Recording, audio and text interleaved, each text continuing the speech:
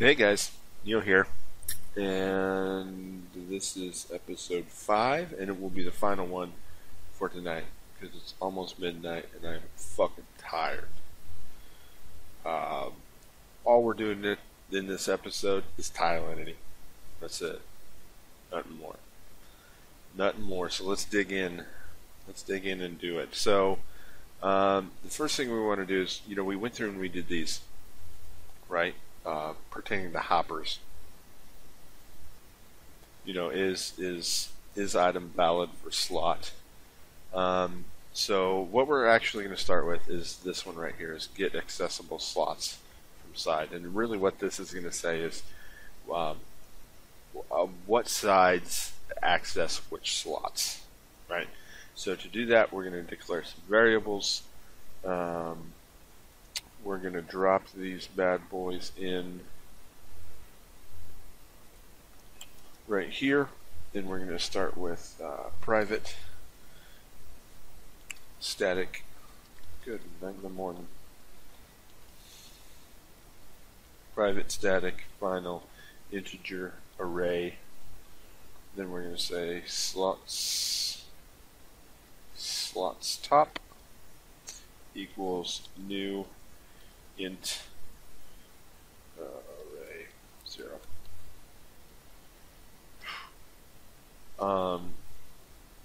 You know what we're going to do? We're going to do some copy pasta. Save time. That's it. That's all we need. Slots top. This will actually be slots bottom. This one, believe it or not, will be slots side. However, the top, essentially, so the top, you put a hopper on top of your block. What is it going to go into? It's going to go into slot 0, right? This one right here, the items that are going to be cooked, processed, what have you. Slot's bottom is going to be 2 first and then 1, right? So if what comes out of the bottom of that, what comes out of the bottom of it, it's going to be slot 2 first, slot 1 second. The side is going to be 1. So what comes in, what comes out is that one right there.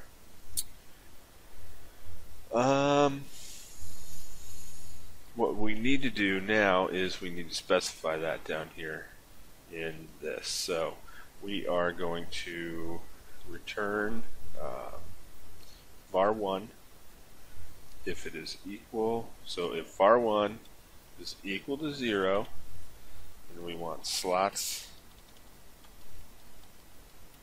bottom.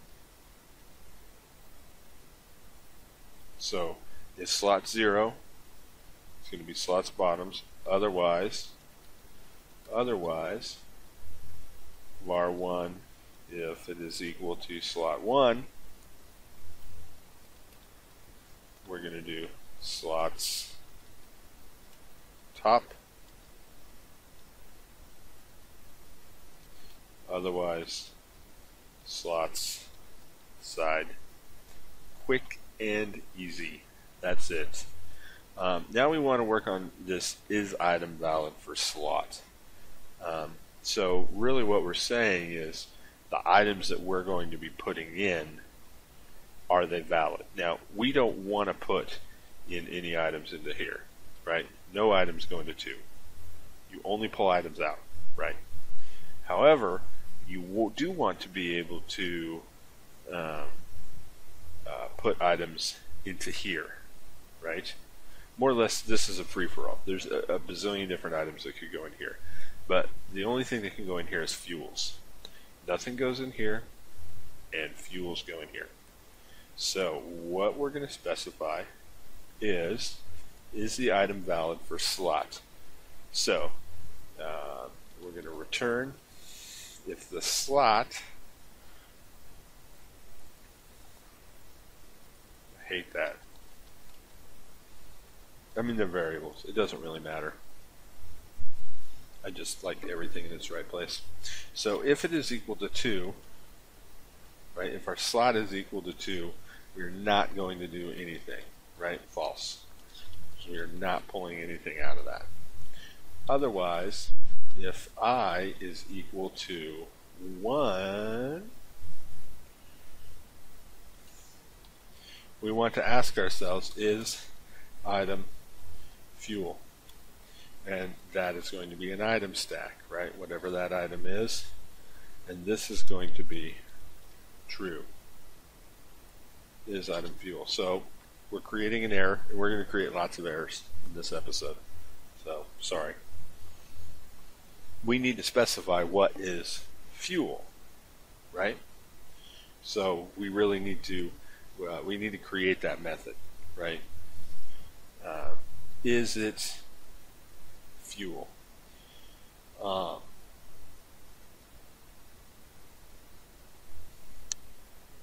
Let me see here. Is item fuel is a Boolean statement, right? So we'll just actually put it right here. So public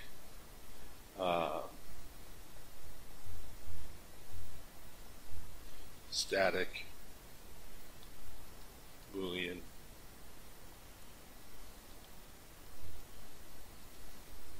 public static Boolean is item fuel, and it's asking for an item stack, right? So we need to put that in there. Item stack.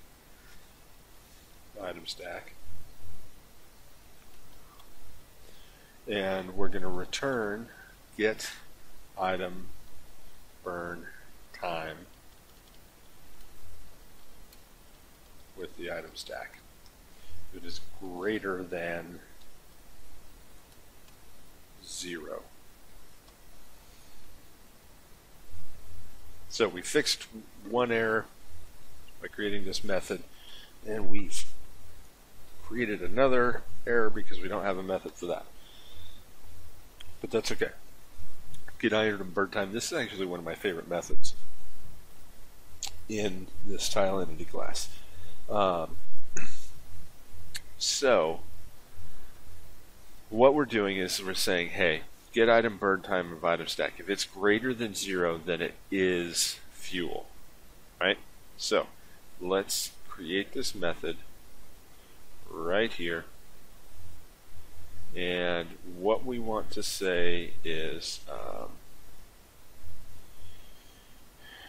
if item stack is equal to null, we're going to return 0. Pretty straightforward, right? However, if it's not equal to null, what we want to do is we want to specify item equals item stack. So what we're doing is we're essentially we're going to get whatever that item is out of there. However,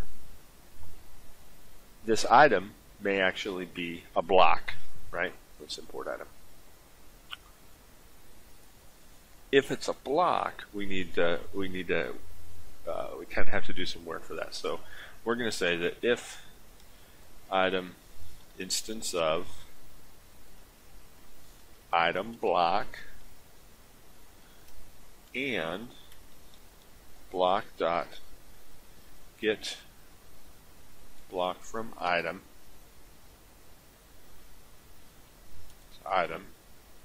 and it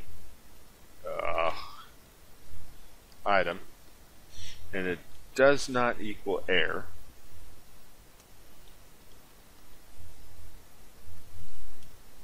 because error is a block, right? What we want to do is we're going to create a new variable of block, and it's going to equal block dot get block from item, like so. So this allows us to essentially, we can, you know, when we get the item out of the item stack, we can look at either an item or a block, and it doesn't matter. Follow me so far? Okay, good. Should be. So this is where we actually come in and we specify our fuel. So if item, and we have a fuel, right? We have one of those. So if Neilcraft dot, where is it? Tree pitch. So if the item is tree pitch, you're going to return 800.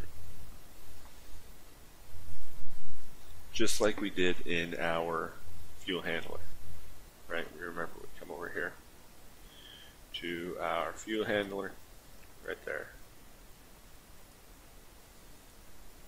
However, there's a lot of other things that we can put in here as well. If item equals items dot coal, for example, we can return 1600, right? That's kind of what we decided at the beginning of all of this, is that our tree pitch was going to be worth half as much as coal. So really what this means is this is going to burn for 1600 ticks, right? If you know what I'm going to do is I have these in my notes here. I'm just going to copy and paste them in.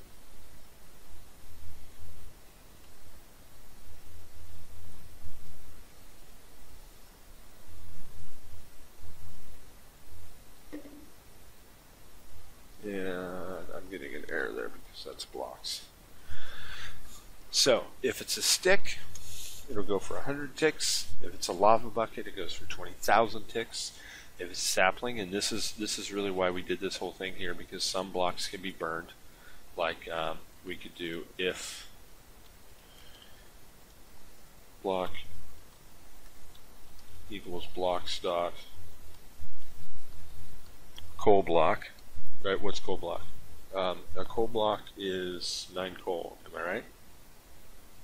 So what's 9 times 16? So 9 times 16, 144. So we could actually say that a coal block will return 14,400 ticks, right? So this is really where it's translating blocks, because if we didn't have this, we just put item in there, it's not going to see it because it's not an item, it's a block. And then a blaze rod will go for 2,400 ticks. You with me so far? Now there actually may be other. Let's actually take out this return 0 because we already have it up. Yeah. There's actually one other thing that I don't need that. What is this?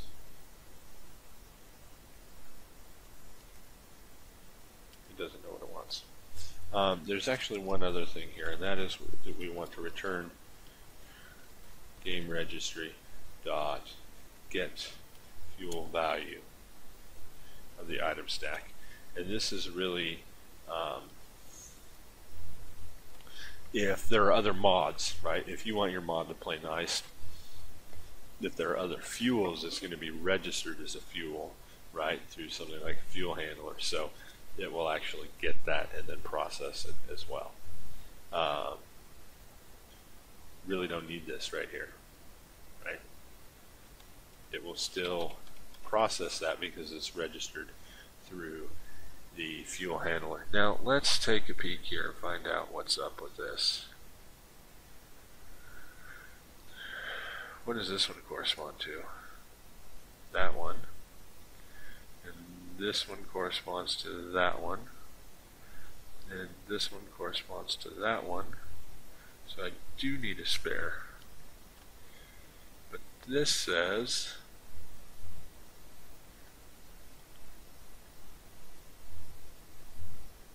that I need another type of return statement. But I have one, so you're crazy. You're crazy.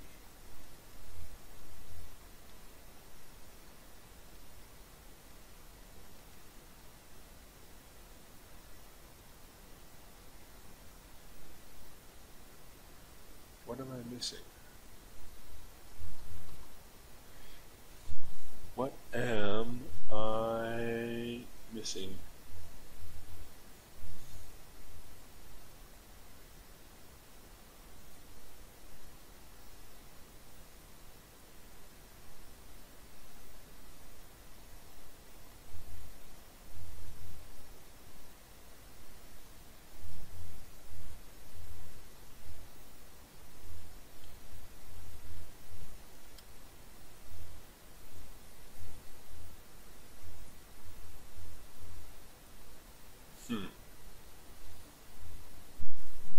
That doesn't seem right, but if it breaks, we'll come back to it.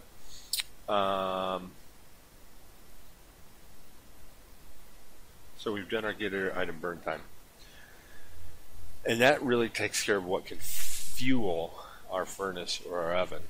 Now, the last thing that I want to do, and this is kind of a big one, is our update entity method. And to do that, we need to declare some variables. So let's head up here to the top, and we're going to declare some variables. And so we're going to do it actually, let's bring this up just a little bit so that way we're keeping things clean. The first thing that we're going to do is public integer. We're going to call this furnace speed,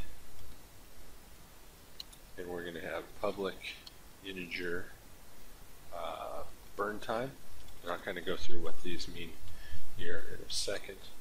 So we're going to have burn time, and then we're going to have public int current item burn time,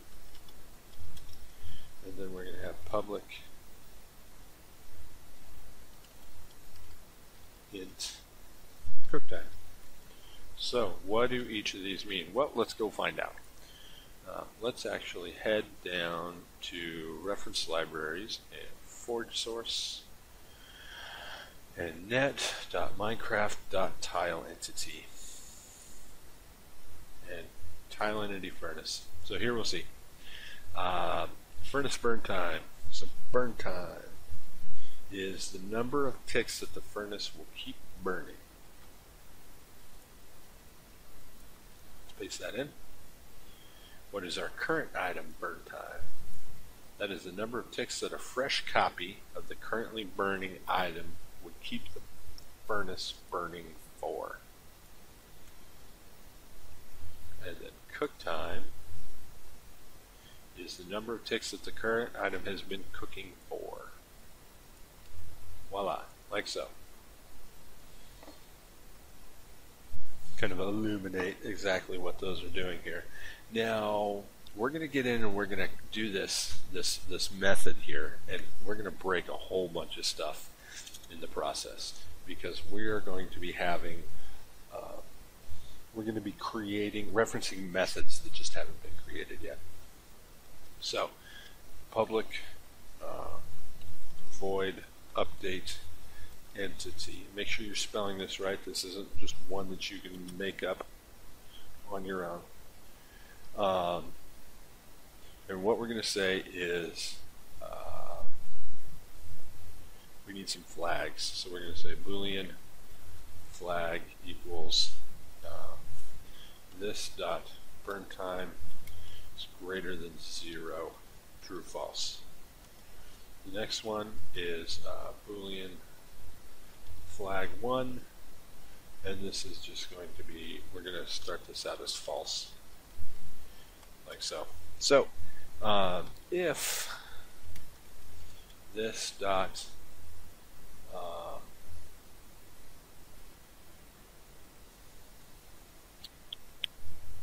there's a couple of ways that we can do this. If this dot burn time is greater than 0, then we want to say this dot burn time minus minus. But I don't think we want to do that. Nope, we don't want to do that. We want a method. If this dot is burning, and we will create that, so don't worry. minus minus burn time. If this dot, oh,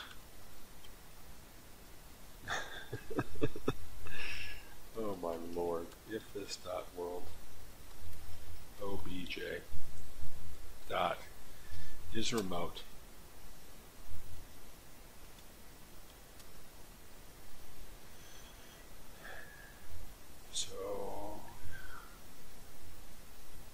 what does this mean? Right? This is set to true for client worlds and false for server worlds. So if this is not remote is really what we're saying by having that exclamation point there. So if this is in fact false, right? False. Then what we want is if this dot burn time equals 0 and this dot can smelt, and this is another one of those methods that we're going to have to create later. This dot current item burn time equals this dot burn time equals get item burn time. This dot slots 1. What is slot 1? Anybody? Anybody? Aaron? This is slot 1. This right here. So if your burn time equals 0 and the item can smelt, this dot current burn time, current item burn time, right, which is the number of ticks that a fresh copy of the currently burning item would keep the furnace burning for, equals burn time, which is the number of ticks that it'll keep burning, equals get item burn time for whatever slot is in item, or in slot 1. Follow me? Good. If this dot is burning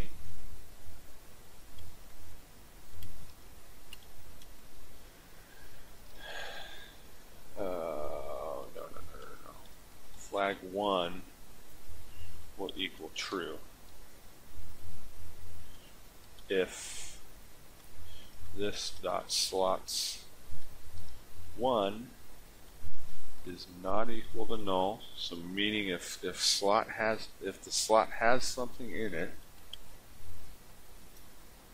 this dot slots in 1 dot stack size minus minus. So we're going to take 1 off, right?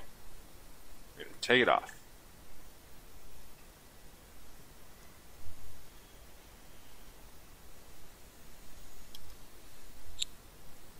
If this dot slots 1 dot stack size equals 0,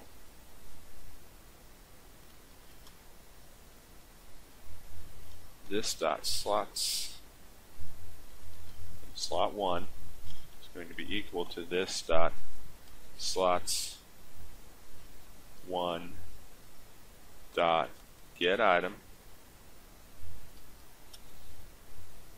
dot get container item.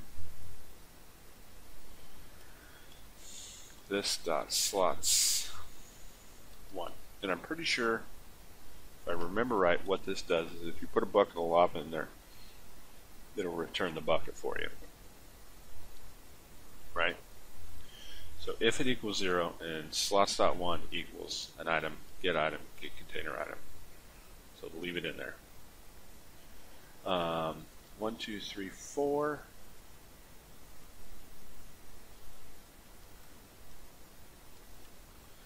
If this dot is burning,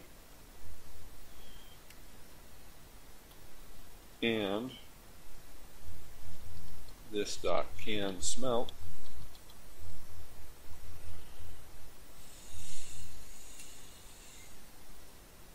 Yep. This dot cook time plus plus.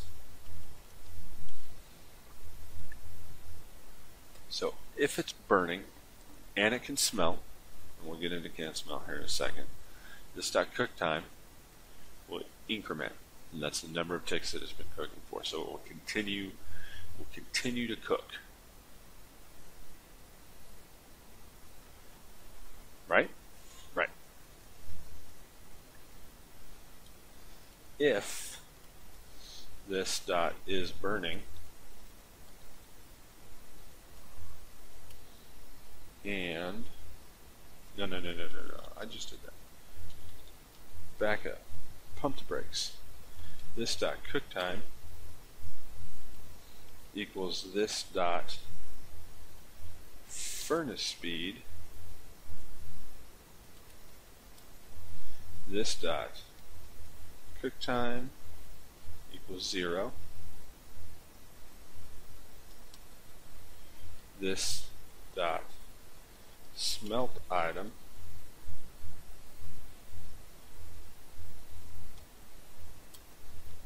and flag 1 will equal true. So what is this? When your cook time equals your furnace speed. Well, what is your furnace speed? Well, we're going to set our furnace speed to 150. Maybe. There we go.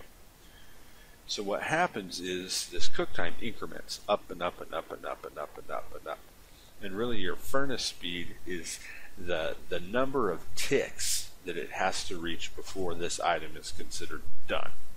So when your cook time increments, right, and when it equals the furnace speed, it's going to start your cook time over, and it's going to go to a method that smelts the item. And really, what does this smelt item method look like?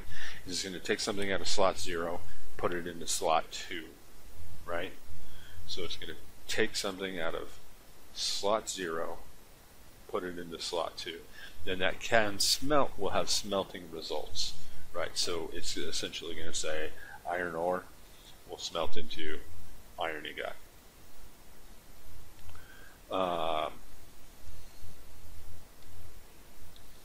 Else this dot cook time equals 0.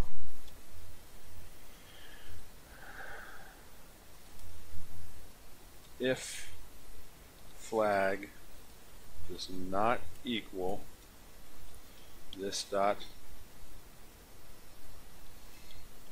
is burning,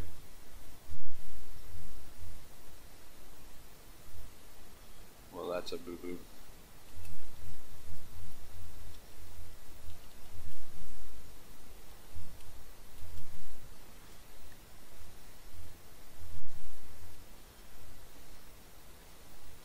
Flag 1 equals true,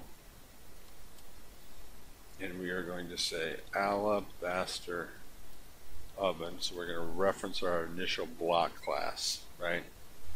And we're going to say update alabaster oven block state.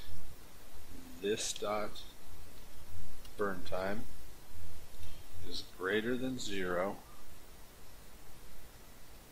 This dot world object. This dot X chord. This dot this dot Y chord. This dot Z chord.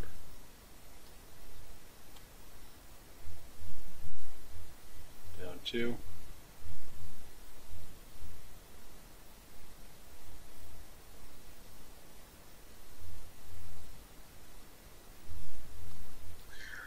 Oh, I got mixed up here. 1, 2, 3, 4, 5. this bit needs to be right here.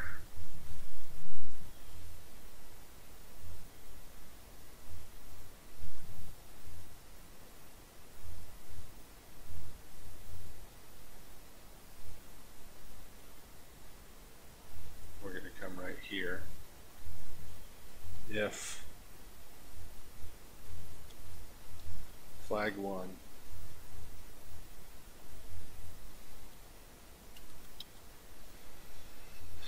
this dots mark dirty.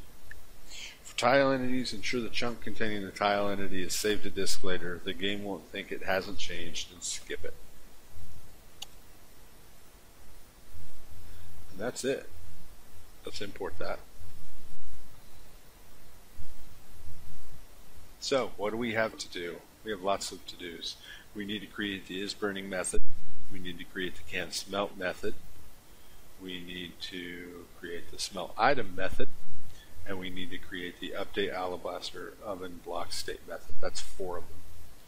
So we have 4 things that we need to do for our tile entity.